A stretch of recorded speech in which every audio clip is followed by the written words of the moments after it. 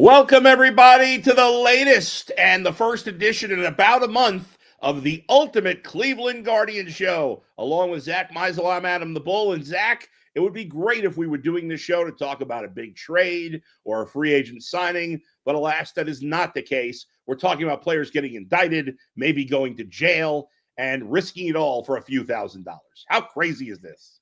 I was thinking about your old radio show opens where you would like tease the highlights of the day, but you'd always shoehorn the weather in there.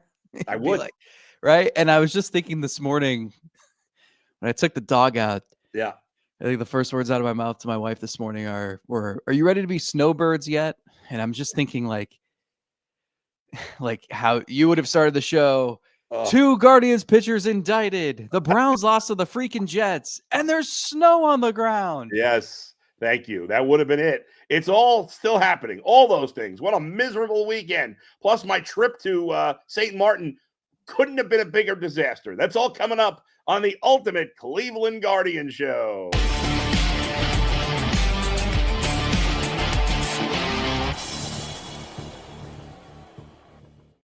Oh, my God. So, Zach, let me tell a quick story here before we get going on to all this Guardian stuff with Clase and Ortiz. So I've been excited for months to go. I'm taking a trip. It was my first time leaving the country besides Canada, right? We're going to St. Martin. We fly into St. Martin Tuesday afternoon this past week. And as we're landing, you see the ocean, you see the greenery. It's beautiful, beautiful, right? It was pretty much all downhill after the plane landed. First, just really quick, I'll go through the low lights. First, we rented a car with some low budget operation. They had one car. It was a total disaster. I couldn't open the gas, like the flap to put in the gas. Couldn't open it. So we had to cancel the reservation, get another car. That's how things started. Then our Airbnb was at the other side of the island, which it was only about 8 miles, but it took us an hour to drive there. An hour because there was traffic all over the place. It was one tiny road that the scenery was awful. It was like driving through the worst neighborhood you've ever driven through in your life. And it was just ugly. It was run down. And there's speed bumps everywhere. And you can't, even when it breaks up, you can't drive any level of speed. Okay. The house we got was nice. It was nice. Not as nice as we thought, but it was nice. The view from the house was nice. It was pretty seeing the water. But we thought we were like kind of on the beach. We weren't on the beach. We were allegedly 5 minutes away, but it took 15 minutes to get there, which, again, these are first world problems. I get it. I'm very lucky to be able to afford to be able to go on a nice vacation like this. I get it. I have proper perspective on where it's at. But it was just one thing after another. And then within 24 hours of us being there, my father-in-law sprained his ankle. My son got sick, and I don't know what I got in my eye. I don't know. I think maybe it was just sunblock. I'm not sure. But my eye was in so much pain, I couldn't open my eye for like 12 hours. I could barely open my eye for like 12 hours. It was a total disaster. We had trouble finding restaurants. It's too bad that didn't take hold between 1 and 4 p.m. yesterday instead. Yeah, that would have been better to have no ability to look. Anyway, we ended up, and then the whole thing with Trump shutting down all the flights, we were worried about not getting back. We ended up coming back early. It was a total disaster. So I can't strongly recommend not going to St. Martin enough. I'm sure people that have had a good time there have gone to just a resort, and probably on the resort itself, it's really nice. But for me, it was a disaster. Again, first world problems. It's kind of funny, but I'm thrilled to be back home in Cleveland, even with the snow and the cold and the rain. 32 degrees right here on the fan, no longer on the fan. Anyway, let's get to what people here have tuned in for, and that's the conversation about Emmanuel Clase and Luis Ortiz. We kind of knew when they were suspended indefinitely that this was very likely not going to end with a positive result for either of these guys or the Cleveland Guardians. And while the official suspension hasn't come yet, and we'll see when that happens. As you said to me on the phone yesterday, it might not even be necessary because they could end up in jail. But the breaking news that we saw yesterday, initially by Jeff Passan, is that Clase and Luis Ortiz have both been indicted. If you wanted all the nitty-gritty details, make sure you read Zach's article in The Athletic, which I read yesterday, and it's just like it's jaw dropping. All the things that happened. Where do you want to begin here with Zach? Because these guys, I mean, their careers are over. It's I guess I'll say 99.99% because you never know. But there's so much information here that these guys' careers are over, and it's a disaster for them and for the Guardians. Yeah, I had the indictment was sent to me yesterday, and it's one of those where the funny thing. So at the Athletic, we like to pre-write a lot of news stories. Like, if you have an inkling something's going to happen, Sure, write a draft so that when the news breaks, you just have to make sure it makes sense. It takes a lot less time. makes sense. If you're out Christmas shopping and news breaks, well, hey, an editor has your story already, right? So I had prepped a lot of stuff. And let me tell you, when you get sent a 23-page indictment, like, I'm like you, I'm like, I don't know where to begin. I Yeah, don't know I keep reading, and the next sentence I read is more interesting than the one before it. And then I'm like, all right, all the stuff that I prepped doesn't really matter anymore, because this is, yeah, I think for me, I expected Major League Baseball to make a ruling first, and maybe that was naive on my part. But I just felt like MLB, I've said from the beginning, like, I don't see a scenario where these guys ever pitch again in Major League Baseball, because this is the cardinal sin. This is rule number one. This has been in place even before the proliferation of sports books being in your face, and leagues having ties to sports books. The Chicago Black Sox threw a World Series. I yeah, mean, this has existed since then. And so every player knows what you can't do. And even if it's more accessible than it's ever been, that's not an excuse. So to me, like, no matter what the scenario was, I couldn't see a way they were going to pitch again. I just felt, because Major League Baseball seemed to be somewhat on top of it, and I think they had some help from, like, the Ohio Casino Control Commission, who was tipped off to some unusual betting activity. I thought this was just going to be, you get to the end of the season, World Series is over. All right, Friday news dump. These guys are banned. Here's what we found. yeah, I didn't expect a 23-page indictment, and I didn't expect maybe the level of detail right off the rip that we got. And it's all alleged. This is an indictment. These guys will have an opportunity to fight it. Both defense teams have said that, obviously, they're going to say this, that their clients are innocent and that they'll have their day in court. Ortiz's starts today. We don't know when Clase's will be, because as of Sunday afternoon, he was not in the country. yeah, But you read the indictment, and as you said, I spent a nice Sunday afternoon uh, reading it probably 6 times and laying out the details for you on The Athletic. But, like, it's this, good luck, right? Like, good luck. yeah. Got you making texts and calls to your co-conspirators like minutes before you went in games. So there's a lot of unanswered questions. There are a lot of Yes, blanks that we need to get filled in. There are a lot of questions about why, what was the motivation here to win, to earn back a tiny fraction of what you, for Clase, what you had already made, what you had guaranteed coming your way in yeah, future seasons. If you're Luis Ortiz, a starting pitcher who just is like a tank and seems like a guy who was on the rise, and yeah. maybe a few years from now could set himself up for a 9-figure contract. Like, we may never know, like, why, what was the point of that? But you just read the indictment and you think, the brazenness, the arrogance. How did you think you were going to get away with this? That's what I can't come to terms with. Yeah, there's a lot of angles of this. That will be the question that we may, as you said, we may never get an answer to. Why? We're not talking about millions of dollars here. We're talking about thousands of dollars. In Clase's case in particular, as you said, he's already made, I think, about what, $20 million. He's made like 12, but he had 6.5 coming in Right. 2026, And and those options were getting potentially, picked up. yeah, Yeah, 20 million the 2 years after that. right. So he was, unless he had a massive injury, he was on his way to having 40 million in the bank by 3 years from now, roughly. Yep. So there's a lot of questions there. For all the people that bring up, like, well, baseball is in bed with gambling. Now, I'll say this. I got to be fair about this. We got to, people know this. My podcast is sponsored by a gambling company. A gambling company is one of the sponsors of the Ultimate Cleveland Sports Show.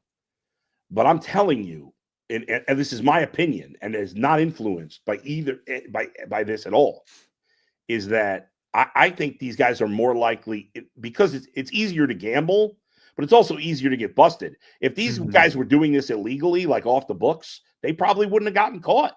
I think this stuff has been happening for a long time. Of course, this stuff has been happening. Right. Yes. So it's easier to catch, and it's easier to like know about. Yeah. And right. and I think, I don't know. I mean, we can have debates another day. Yeah. About should you be able to wager on what the velocity of Clase first? I didn't even know you could do that. I didn't even know that, which is just nuts. Right. So there's that's a fair debate. I know Jason and I were talking about this yesterday. The level, the degree of specificity of certain prop bets is already come into question. I mean, Mike DeWine has raised it, and they're trying to figure out a way to maybe limit those. But that's besides the point here, really. I think, as you said, Zach, sorry to cut you off, but as you said before, there's no excuse.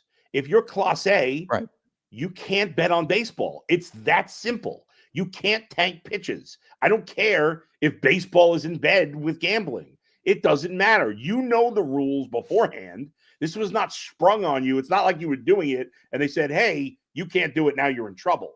You knew, you had to know what you were doing was wrong, violated the rules, and you put your whole career at risk.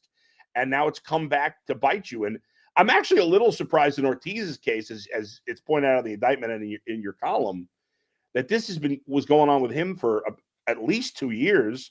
And I'm a little surprised it took as long as it did to bust him. Yeah, so there's a few things here. Number one, the indictment lays out a bunch of games that they have Clase nailed for. Yeah. Like a lot in 2023. The very first one, and I remember this game vividly, at Citi Field against the Mets. Yeah. Pete Alonso hit a grand slam off James Karinchak to tie it, I think in the 8th. And then the Guardians took the lead again in the 10th. They went up 9-7. Clase came in and just gave up 3 runs. They lose 10-9. I remember that clubhouse after the game. That was a gut punch, that loss. Yeah. That was a year Clase was really up and down. I think he blew 12 saves. And that was game number 1 that they believe he predetermined to pitch. Yeah. Right. So 2023 was a struggle for him. 2024, there are no games included in the indictment. And that was the best year a reliever has had in 15, 20 years. Yeah. And then 2025, he was up and down again. A ton of games are in there. So it makes me wonder, taking a year off, I don't know why. We may never know why. But did that throw people off the scent too? It's, maybe there was suspicion in 2023, but then, the wagering stopped. Right. And they had nothing on him. And then it starts again in 25. Ortiz joins in on the fray in June. And Ortiz, they only have him nailed for 2 instances. But it's interesting. And we all know the 2 because it's been reported on for months. But the first time was a Mariners game in Seattle. And he spikes a slider to Randy Arozarena. And he winds up giving up 5 runs in that inning. And I'm just thinking, did this guy have the weight of the world on it? Like, Clase was an expert at this by that point. Yeah. And he's so good that it doesn't even, I think I had a list of all the games that he was supposedly doing this. And the very first one, that Mets one, he blew the save. The rest, he was fine. He didn't give up a run. Yeah. So he's so good, he could recover from it. Ortiz has this going on, and maybe he's stressed and nervous, and he ends up giving up 5 runs. And then they do it again 2 starts later. And the inning that it was against the Cardinals, and it's the first pitch of the inning, and he throws it to the backstop. I don't know if you remember the clip. Yes. Yeah. And then that inning, he gives up 3 runs. And I'm just thinking, like, what are you doing here? And this was for $5,000. It's just insane. It's sometimes it's hard to believe. And we see a lot of things in life and in the world that you're like, how is this happening? Why is this happening? So again, we may not ever get the answer. The bottom line, and taking this to the Guardians now, And obviously, we knew it was likely going this direction. But after this indictment, we know it's headed. You have a guy like Ortiz is one thing. He was a controllable pitcher, showed a lot of potential last year, showed a lot of potential in 24. Like you had him for a number of years. It's a loss. But Clase, that is an incredible loss because with Clase, you could have kept him for a number of years at an extremely under market value price, or you could have traded him for a haul because he's the best closer or had been the best closer in baseball. And now both of those things are off the table. From a baseball perspective, this is, and I know they had to deal with it the second half of last year and they made that run without him, but losing Clase is a disaster for them on the field wise. Yeah, so I mean, they had been fielding trade offers for him in July, and there was no guarantee they moved him. I know some people have said they almost talk about it like it was a given. Yeah. Look, they might have ended up getting an offer they couldn't refuse. It was made clear to me that it was no slam dunk. I think they would have for sure traded him this winter. Oh, yeah. 3 years left on his deal, and they're always looking for value, as you know, and it would be a way to fix the offense, right? So, but, you look at what the Twins got for Yohan Duran, and, yeah, like they would have gotten a good offer. It never got to the point where they would have known for sure because he got kicked to the curb 3 days before the trade deadline, and they had to tell teams a couple days before that, like, hey, something's going on. We've got to pull him off the trade market. So, yeah, you're right. Like you lost a ton of value, and it's frustrating because, it's one thing if you just like Daniel Espino, like we'll always wonder, and he's healthy now, and he turns into a good reliever. I will always wonder, like, what could have been. The guy missed 4 years because of shoulder surgeries. That guy had one of the most electric arms I've ever seen. You live with that. It sucks, but you live with that. It was so avoidable. And like, you think about a guy who, he grew up in rural Dominican Republic on a farm and like didn't come from much. And he's blessed with this arm. And he goes from the Padres to the Rangers.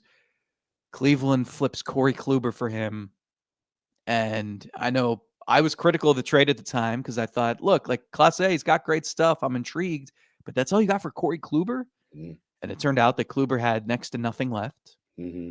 And before Clase ever throws a pitch for Cleveland, he gets popped for PEDs and he's suspended for the entire 2020 season. And I remember we were all talking about that trade. Like nobody won this. Like Kluber threw 1 inning, Clase threw 0, and Delino DeShields Jr. was terrible. And that was the trade. Yeah. And then you blink and he emerges as the best closer in baseball, the best closer in team history. He leads the league in saves 3 straight years. It's the rare, super rare feeling of, and there were times where you didn't feel this way, but for the most part, he'd come into the game in the 9th inning, 1-run lead, 3-run lead. You felt comfortable. Yeah. That's not the norm. No. Remember Bob Wickman? Remember Chris Perez? Remember there were some days with Cody Allen where it was always walking a tightrope. Yeah. And so you just think about what he allegedly threw away and for what. And it's just all you can do is shake your head. Yeah, it's I never thought getting into this business that someday I would be Googling, is the Dominican Republic an extradition country? But that's exactly what I Googled yesterday, and it is an extradition country. They do have an agreement with the U.S. Do we know for sure that Clase is there, or are we just assuming he is? We don't know. We had a law enforcement source that said he's out of the country, but his defense team told us last night, like, he's going to fight back and prove his innocence. So I assume he's going to come back to the States at some point if he can catch a flight. And I don't know. He might have been on vacation in St. Martin. I think that's what I heard. That's good. That's good. That'll be like the jail he might be going to eventually. Let's get some fan comments here. Let's see. Okay. Eddie sends a message, says, any credence to the idea that while the players are to blame, the cartels get the players and influence them to get into the behaviors? How would we? I mean, So there's no way of knowing. Here's what I'll Yeah. say.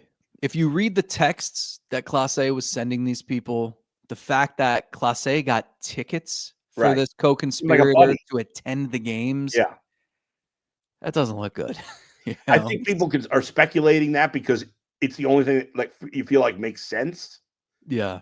But people do stuff all the time in the world that doesn't make sense on the Yeah. surface. And so, and again, if that's the case, maybe it is. I don't know, but we don't know that. But I'm not giving them a pass.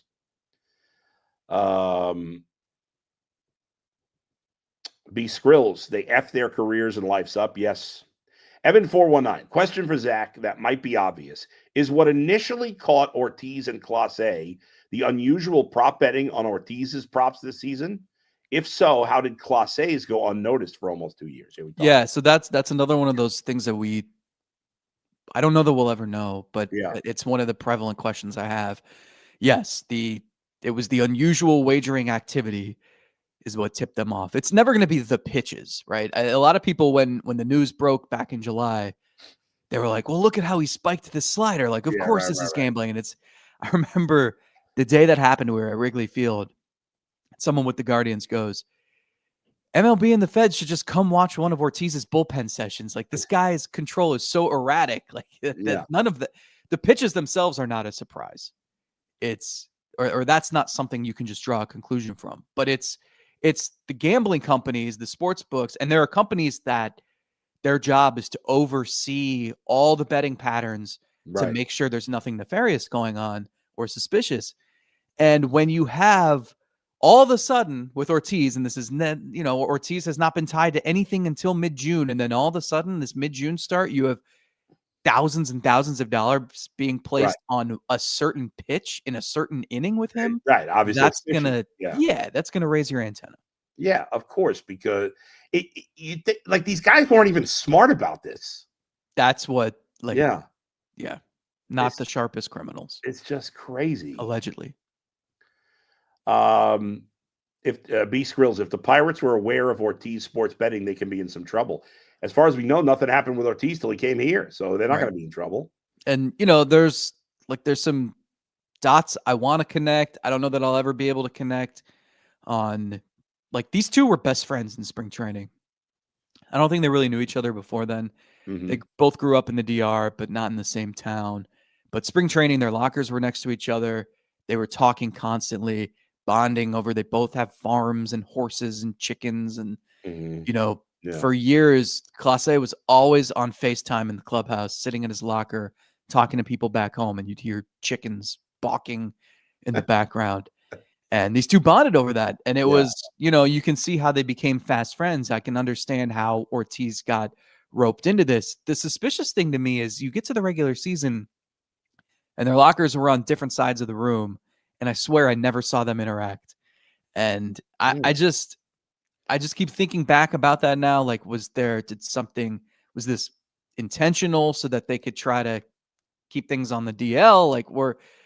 It was really, it was interesting. And I wonder, it's Ortiz got busted first, right? Yeah. But clearly Clase's been doing this for years. He's more of the ringleader. And it took a few weeks for Clase to get busted. How did Clase become part of this? Who pointed them in that direction? Yeah. I mean, it seems pretty obvious. Yeah. Eddie says, do you think this influenced Clase against the Yankees? Whether it did or not, that you get this now because of the situation. I understand why fans would put 2 and 2 together on that. Mm-hmm. I mean, that's every time there's a bad pass, a bad throw in football. Now we're like, did he do that on purpose? Yeah. I mean, there was a play. There's a play the other day. I can't remember what game it was. And there was a pass rusher who looked like he had an easy path to the quarterback. And then he kind of changed directions for no reason. And you're like, what was he doing there? Like, was there some?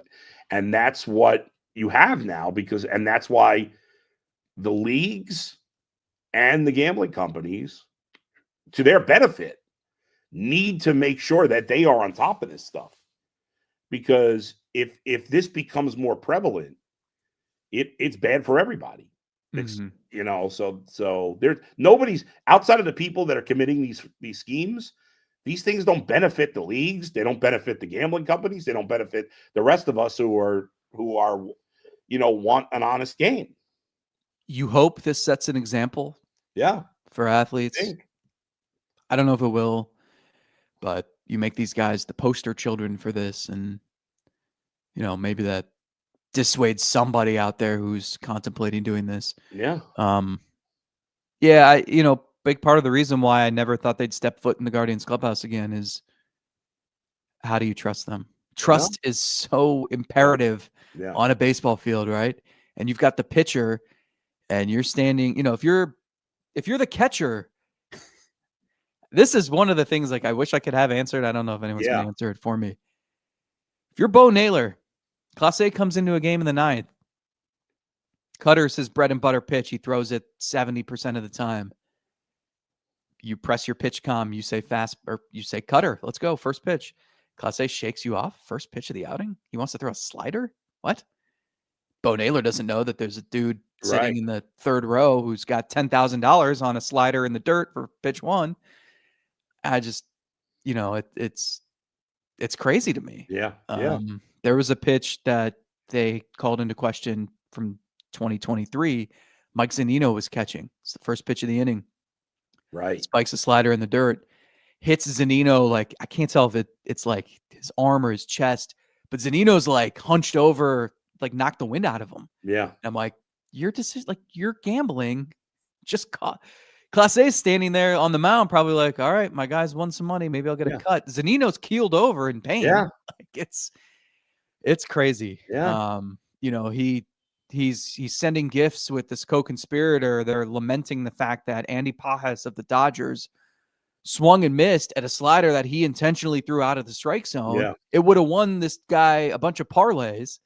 And meanwhile, Clase had a 1-2-3 inning, got the save, his team won, and yet he's sending like sad puppy dog gifts to this guy 10 minutes after the game. So again, like, there's a lot to sort out here. It's just, you're right. Like, if those guys were to ever pitch again, I mean, I even thinking about how they were trying to pitch in winter ball in the Dominican and then Venezuela, and the Guardians played a hand in like blocking him from pitching in Venezuela.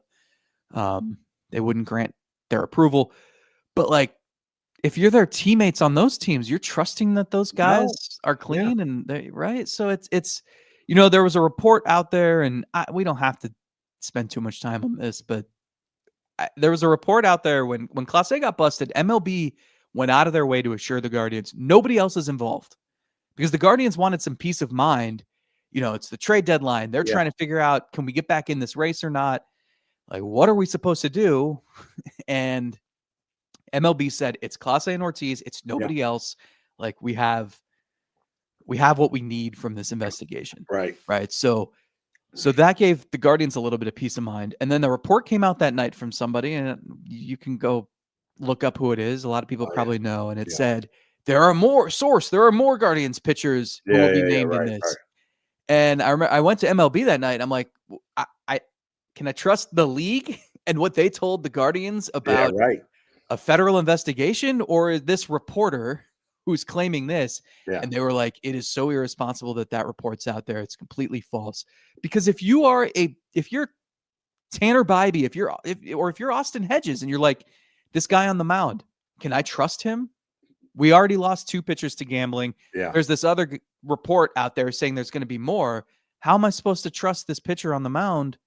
Anytime he misfires with a pitch, I'm going to be thinking, was that intentional? Like, it's a slippery slope, man. And this just seemed so unnecessary. Maybe that's why Austin Hedges has been so bad. He's been purposely striking out all these years. I'm kidding. Don't want to put that. I put enough on Hedges. I don't want to put any illegal stuff on him. All right. Let's wrap it up with some off the field news, obviously, or there is no off the field news right now in terms of transactions. But the Guardians did bring back Austin Hedges yet again, who we just joked about there. You're not surprised though, right? My idea of partnering Naylor with a better catcher out the window. What are you expecting, if anything, from the Guardians this offseason? They're in a weird spot. They have like no money on the books. Right. I think it's 5 players. It's they owe Jose Ramirez $21 million next season. They owe Tanner Bybee $4.5 million. They owe Trevor Stephan $3.75 million, I believe. Hedges $4 million now, and then Miles Straw. They're actually paying $2.75 million of Miles Straw's contract for the Blue Jays. That's it. That's like $35 million, maybe. Yeah. They didn't bring back John Means. Yeah, I was a little surprised by that. Like, what'd you sign him for last year? Yeah, well, they didn't know what I care, but they didn't know what he'd look like at the end. Right. Yeah. That's the thing, and they figured the $1 million guarantee that they gave him in 2025 was worth finding out. But his fastball averaged 90 miles an hour in his rehab starts, and you weren't going to get 180 innings out of this guy anyway. He's made 10 starts in 4 years. Right. So I think they have like lukewarm interest if they could get him for less than that, $1 million, $2 million maybe, but not at 6. So, but that leaves them, and I don't think they're going to have to pay Clase $6.4 million. So you'll pay Quan in arbitration. Yeah. They cut Ben Lively, they cut Colby Allard. Like, there's not much money. You're talking like $50 million. Yeah. They'll have on the books. So they should have at least $50 million to spend. At least. So look, the payroll's not gonna balloon here. Yeah. If anything, like I'm expecting it to stay where it's been, 90 to 100 million. Who knows? Maybe even 80 to 100 million. Right. They're terrified of that. Yeah. Now, how much of that is using it as a convenient excuse? Who knows? But as you said, you can make all the excuses you want. You should have 30, 40, 50 million to spend. And so how do you do that? Not in the way you did last year, where it was Seawald and Bieber who never threw a pitch for you, and Carlos Santana, who was terrible. Hedges and Junis were like the only 2 who survived the season, right? So how do you do that? Do you wait for someone to have a tough time in free agency like Pete Alonso did last year and hope you can get him on a 1-year pillow contract for $25 million and go about things that way? Do you try to sign 5 players for a little bit each? Do you make a trade for someone who's already making money? Like there's a lot of flexibility here. They feel like they need outfield help. Obviously, they feel like they need bullpen help. Not surprising, given you for sure you want of Class A. Yep. And I think they feel like they need a high leverage arm. There's a lot of interesting relievers on the free agent market. Outfield, not so much. I think you can get like an Austin Hayes or Rob Refsnyder right-handed platoon guy to partner with George Valera in right field if you want. But they need an everyday dude, at least 1, maybe 2. Yeah. And so, maybe 5. You have money to spend. Yeah. But will they do it? We'll see. Yeah. The last thing real quick. Were you surprised Shane Bieber picked up his own option there? Yeah. I was. He basically took a 1-year, $12 million deal. Yeah. That was stunning. Very weird. He was really good at the end of the year. He could have gotten, I don't know that he would have gotten a massive contract, but I think he was caught in between where he's still holding out for that 7-year, $200 million deal. That's not happening. Yeah. But I thought there would have been a lot of teams who would have given him like 3 for $60 with an opt-out. Literally thinking that exact same amount. With an opt-out after year 1 right. in case he looks awesome next year and then sets himself up for the mega deal. Right. And he may set himself up for the mega deal. It's just, it felt like he really sold himself short. I've heard he and his wife loved the couple of months they spent in Toronto. But yeah, good for them. Yeah. Good for them. All right. Thank you, everybody, for joining us today. We really appreciate it. I'll be on the Ultimate Cleveland Sports Show later today, and I'll have a podcast tomorrow morning in the bullpen. Next time there's news, we will have another Ultimate Cleveland Guardian show. We will let you know. Check out Zach in The Athletic. He wrote a great column on this, or 2 columns yesterday, actually. So make sure you check that out. And we'll talk to you next time on the Ultimate Cleveland Guardian Show.